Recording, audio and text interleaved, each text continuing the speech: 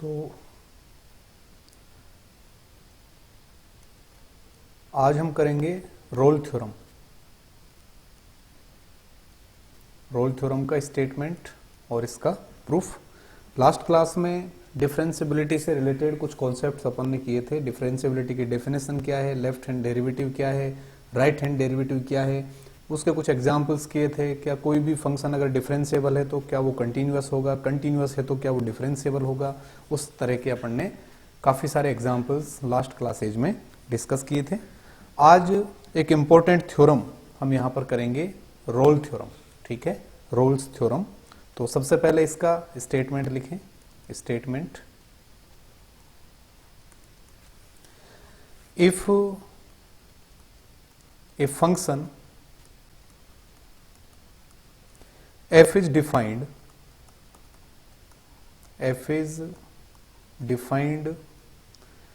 in the closed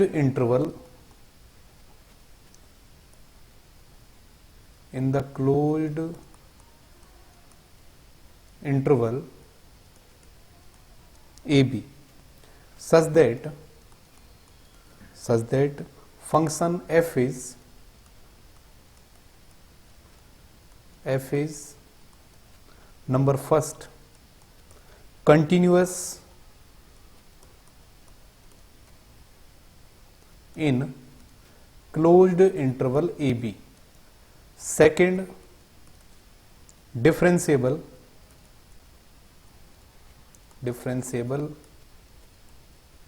in open interval AB, third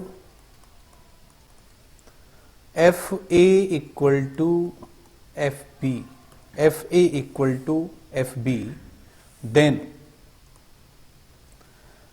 there exists at least one point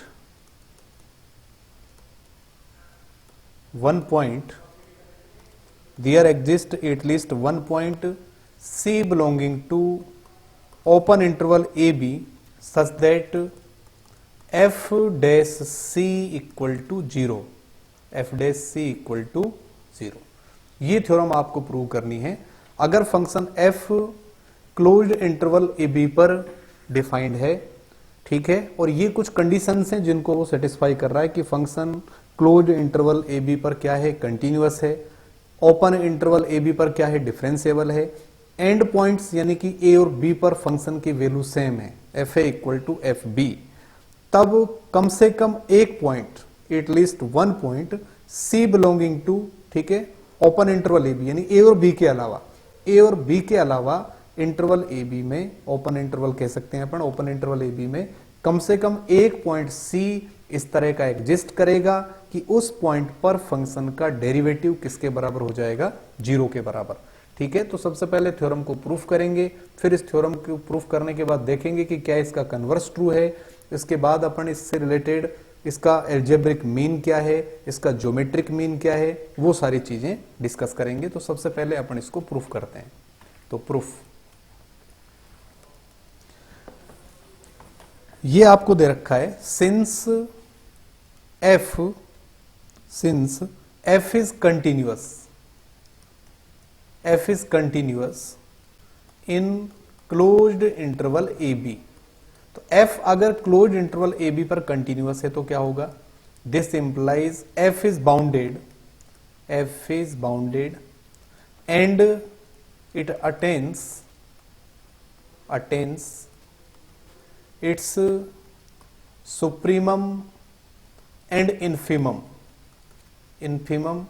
at least once।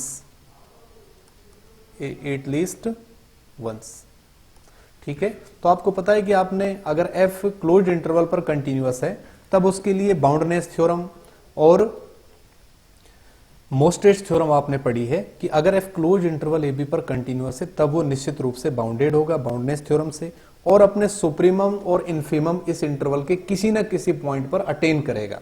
ये अपन ने पढ़ा था किसके अंदर, मोस्टेस्ट थ्योरम के अंदर ये है।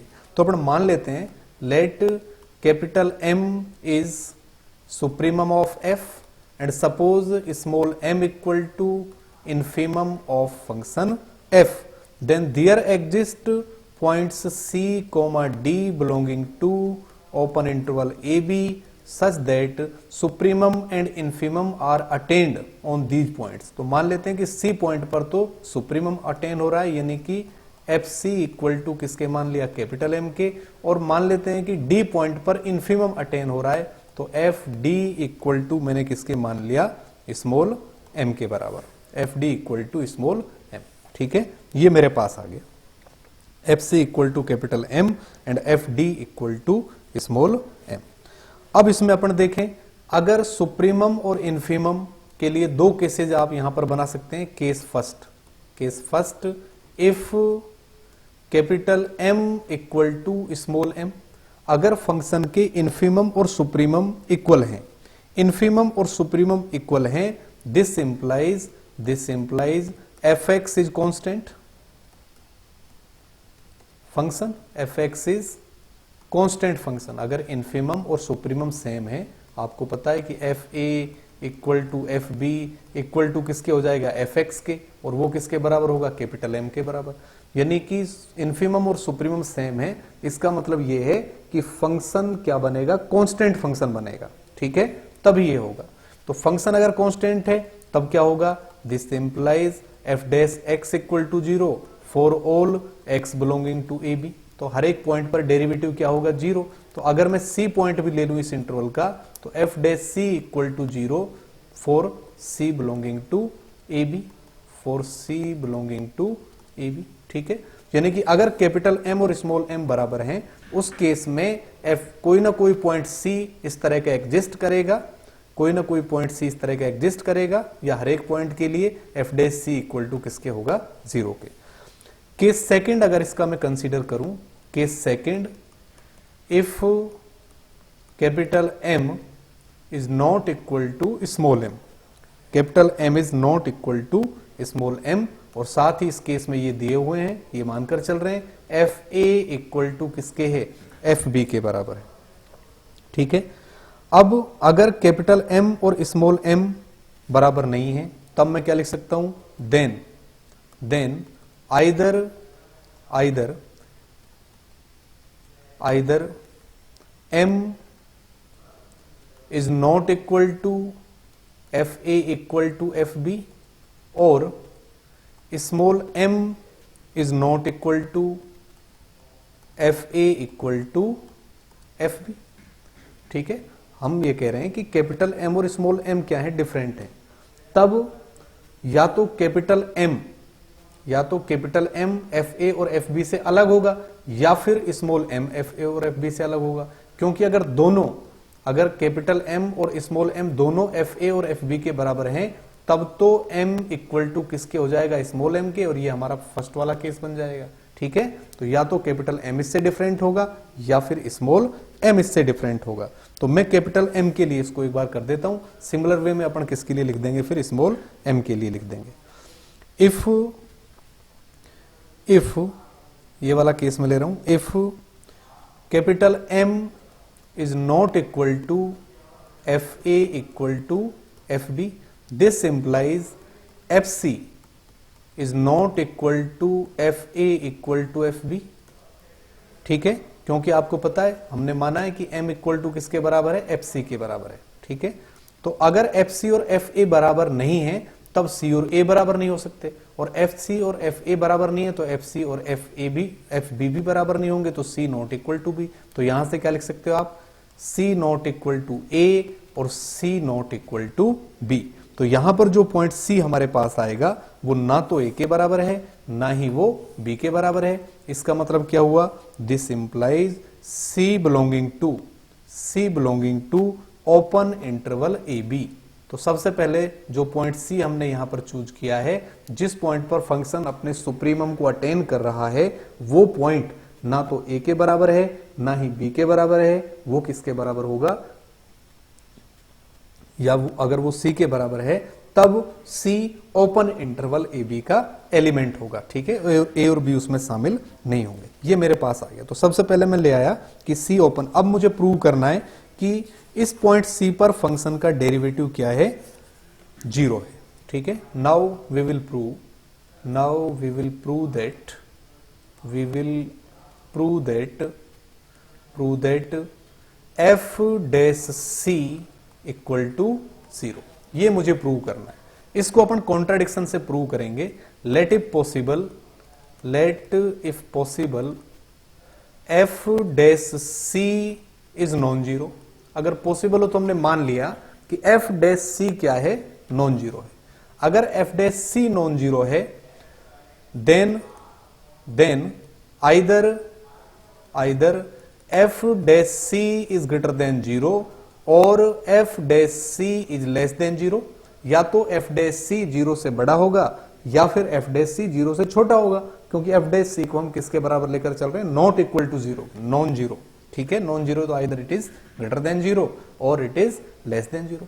If f dash C is greater than zero, अगर F dash c greater than zero है, this implies f x, function f x is strictly increasing at x equal to c. ये आपको पता है कि अगर F dash x greater than zero है तब फंक्शन उस पॉइंट के नेबरहुड में क्या होता है, स्ट्रिक्टली इंक्रीजिंग होता है। तो यहां पर f dash derivative greater than zero आ रहा है, इसका मतलब f x is strictly increasing function at x equal to c. तो इंक्रीजिंग फंक्शन अगर एक्स इक्वल टू सी पर ये आ रहा है तब आप क्या कर सकते हैं, देन अगर मैं ये पॉइंट लूं, सपोज यहां पर मेरे पास कोई भी पॉइंट क्या है, सपोज सी पॉइंट है, सी पॉइंट, और इधर सपोज मैंने क्या मान लिया, सी प्लस डेल्टा। ठीक है, तो आपको पता है अगर मैं इसके अंदर कोई भी पॉइंट एक्स लूं, यानी कि पॉइंट एक्स में किसके अंदर ले रहा हूं, सी प्लस डेल्टा, ये मैंने एक्स पॉइंट लिया, तब क्या होगा, एफ सी। तो यहां पर आप देख सकते हैं कि सी क्या है, यहां पर सी क्या ले रहा हूं मैं, लेस देन एक्स। इस केस में एफ सी क्या होगा, लेस देन एफ एक्स। ठीक है, तो यहां पर क्या आ गया मेरे पास, this implies f of c is less than f x for all x belonging to this. अगर एक्स इस इंटरवल में है, फंक्शन इंक्रीजिंग फंक्शन है, तो आपको पता है इंक्रीजिंग फंक्शन में क्या करते हो, x1 अगर लेस देन x2 है then fx1 is less than fx2। So c is less than x, this implies fc is less than fx। और fc किसके बराबर है, कैपिटल M के। So capital M is less than fx for all x belonging to c plus delta. और capital M अगर fx से छोटा आ रहा है, इसका मतलब कैपिटल M इस फंक्शन का सुप्रीमम नहीं हो सकता। This implies capital M is not supremum of fx which is contradiction, क्योंकि कैपिटल M को हम सुप्रीमम मानकर चले हैं, विच इज कॉन्ट्राडिक्शन। ठीक है, तो अगर f dash c greater than zero है, f dash c is greater than zero, उस केस में हमें क्या मिल रहा है, कॉन्ट्राडिक्शन मिल रहा है। इसी तरह से if f dash c is less than zero, ये वाला केस अगर मैं करूं, तो अगर f dash c less than zero है तब फंक्शन क्या होगा, strictly decreasing function x equal to c के नेबरहुड में। This implies f x is strictly decreasing function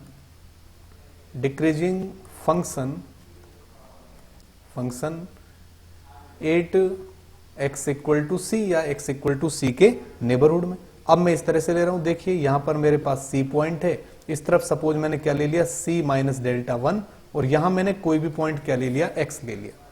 ठीक है, यानी कि x किसके अंदर है, x belonging to c minus delta 1 c।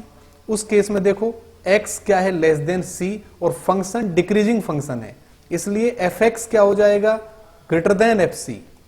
fx will be greater than fc, क्योंकि इसमें साइन चेंज हो जाता है डिक्रीजिंग के केस में। तो अगर x belonging to this interval है तब अपन क्या लिख सकते हैं, this implies fx is greater than fc for all x belonging to c minus delta 1 c। This implies fx is greater than fc equal to capital M for all x belonging to c minus delta 1 c, यानी कि fx क्या हो गया, greater than m हो गया। m क्या है, supremum, और fx m से बड़ा आ रहा है, इसका मतलब क्या हुआ, इससे तो आप क्या लिख सकते हो, ये इंप्लाइज कर रहा है m is not supremum, m is not supremum of fx, क्योंकि कुछ पॉइंट ऐसे हैं जिन पर m से ज्यादा वैल्यू आ रही है, इसलिए कैपिटल M fx का सुप्रीम नहीं है, which is contradiction, which is contradiction. तो इस केस में भी आपको कॉन्ट्राडिक्शन मिला। तो एफ डैश सी अगर ग्रेटर देन 0 है तब भी हमें कॉन्ट्राडिक्शन मिल रहा है, एफ डैश सी अगर लेस देन 0 है तब भी हमें कॉन्ट्राडिक्शन मिल रहा है। इसका मतलब क्या हुआ है, इसका मतलब है so our assumption, our assumption क्या मान लिया था हमने, F dash C is not equal to 0 is wrong, इसका मतलब हमारी अजम्पशन सही नहीं है, hence F dash C equal to 0। इसका मतलब F dash C equal to किसके बराबर होगा, 0 के बराबर होगा। ठीक है, तो कहने का मतलब यह है कि कोई भी फंक्शन एफ जो कि क्या है, number first closed interval A B पर क्या है, कंटिन्यूअस है, क्लोज्ड इंटरवल ए बी पर कंटिन्यूअस है। Number second open interval A B पर डिफरेंशिएबल है। Number third F of A equal to F of B है, तब कोई ना कोई point C there exist C belonging to open interval A B such that F dash C equal to किसके बराबर होगा, 0 के बराबर। ठीक है, तो ये रोल थ्योरम यहां पर आपकी प्रूव हो रही है। नेक्स्ट जो हमारे लेक्चर्स होंगे उनके अंदर अपन बताएंगे कि रोल थ्योरम का कन्वर्स ट्रू होगा या नहीं होगा। इसी तरह से रोल थ्योरम के कुछ एप्लीकेशंस देखेंगे और साथ ही रोल थ्योरम का ज्योमेट्रिक मीन क्या होता है, एल्जेब्रिक मीन क्या होता है, वो सारी चीजें डिस्कस करेंगे। और अगर इनमें से कोई भी कंडीशन ट्रू नहीं है फर्स्ट, सेकंड और थर्ड में से, तब क्या रोल थ्योरम अप्लाई होगी, वो भी हम वहां पर डिस्कस करेंगे।